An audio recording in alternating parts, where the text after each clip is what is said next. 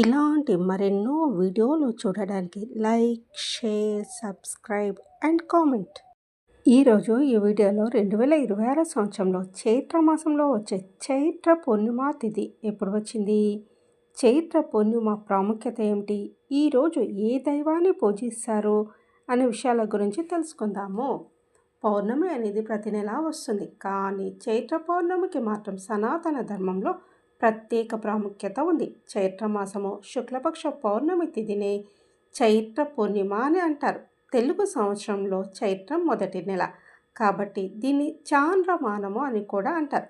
చైత్ర పూర్ణిమను కూడా అదృష్ట పౌర్ణమిగా పరిగణిస్తారు. ఈరోజు ఉపవాసం ఉండడం వల్ల కోరిన కోరికలు నెరవేరడమే కాకుండా భగవంతుడి అపారమైన అనుగ్రహం పొందవచ్చునని భక్తులు విశ్వసిస్తారు. ఈరోజు చంద్రునికి ప్రత్యేక పూజలు చేస్తారు.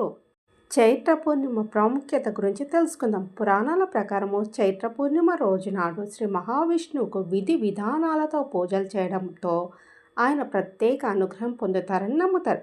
చంద్రునికి వ్రతం చేయడం వల్ల కావలసిన ఫలాన్ని అందజేస్తాడని ప్రతీతి.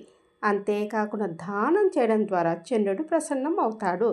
ఈరోజు గంగా నదిలో స్నానం చేయడం ద్వారా దుఃఖాలను అధిగమించవచ్చు. పురాణాల ప్రకారం ఈరోజు తులసి స్నానం చేయడం ద్వారా లక్ష్మీదేవి అనుగ్రహం పొందవచ్చునని ప్రస్తావిస్తారు. 2026 సంవత్సరంలో చైత్ర పూర్ణిమ ఏప్రిల్ 1వ తేదీ బుధవారం నాడు వస్తుంది. దీన్ని హనుమాన్ జయంతి మరియు చిత్రగుప్త పౌర్ణమి అని పిలుస్తారు.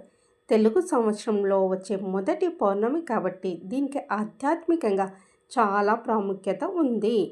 2026 సంవత్సరంలో చైత్ర పూర్ణిమ ఏప్రిల్ 1వ తేదీన వచ్చి 2వ తేదీ వరకు ఉంటుంది. చైత్ర పూర్ణిమ తిథి ప్రారంభము 1వ తేదీ ఏప్రిల్ 2026 బుధవారం ఉదయం 7:06 ప్రారంభమై 2వ తేదీ ఏప్రిల్ 2026 గురువారం ఉదయం 7:41 వరకు పౌర్ణమి తేదీ ముగుస్తుంది. ఉత్తర భారతదేశంలో కొన్ని ప్రాంతాల్లో చైత్ర పూర్ణిమను హనుమంతుని జన్మదినంగా జరుపుకుంటారు. హనుమంతుని పూజించడం వల్ల భయము తొలగి కార్యసిద్ధి కలుగుతుంది. చైత్ర పూర్ణిమ నాడు యమధర్మరాజు సహాయకుడు మరియు పాప పుణ్యాలు లెక్కలు రాసే చిత్రగుప్తుని పుట్టినరోజుగాను ఆయనను పూజించే దినంగా భావిస్తారు. ఈ రోజున చిత్రగుప్తుని పూజించడం వల్ల కర్మలు తొలగిపోతాయని, పాపాలు క్షమింపబడతాయని నమ్మకము.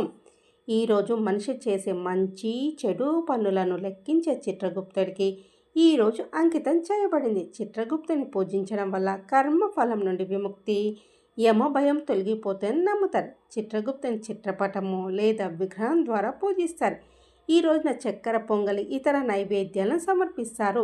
ఈ పౌర్ణమి నాడు ఉపవాసం పాటించడము, సత్యనారాయణ స్వామి వ్రతము లేదా శివ పూజ చేయడం శుభప్రదంగా భావిస్తారు. ముఖ్యంగా తమిళనాడులో ఈ పండుగను ఘనంగా జరుపుకుంటారు. చాలామంది చిత్ర పౌర్ణమి రోజున అరుణాచలంలో గిరి ప్రదక్షిణ చేస్తారు.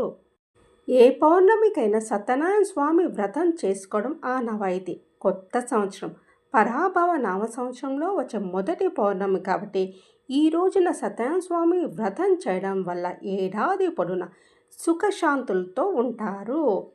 పౌర్ణమి రాత్రి చంద్రుని దర్శించుకొని పాలు లేదా నీటితో అర్ఘ్యం సమర్పించాలి.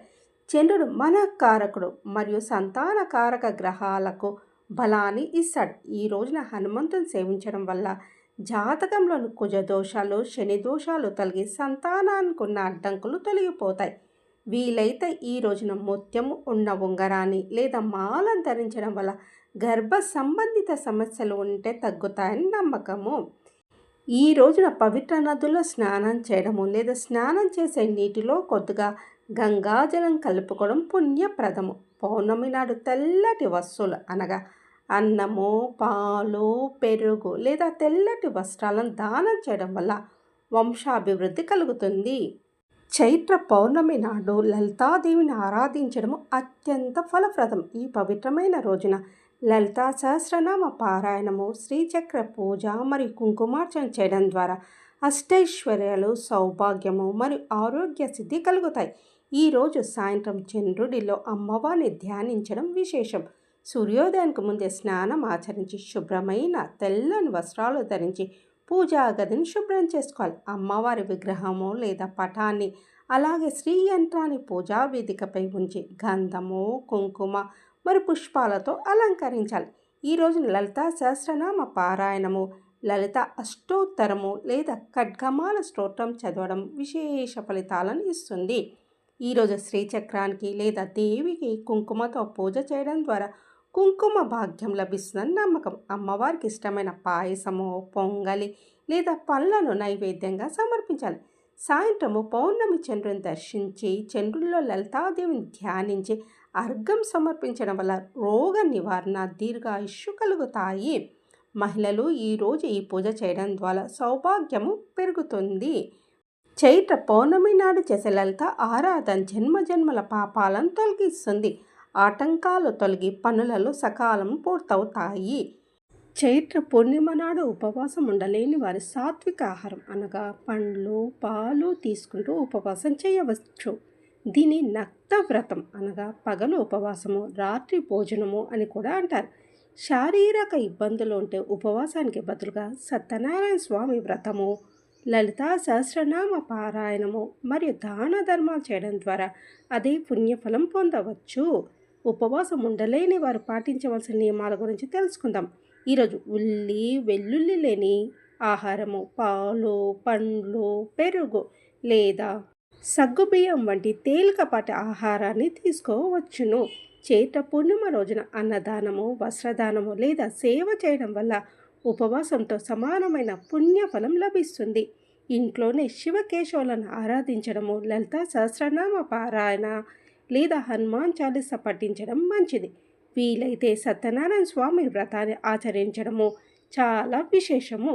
సాయంత్రం వేళ చంద్రుని పూజించి అర్ఘ్యం సమర్పించడం ద్వారా మానసిక ప్రశాంతత, అదృష్టం కలుగుతాయి.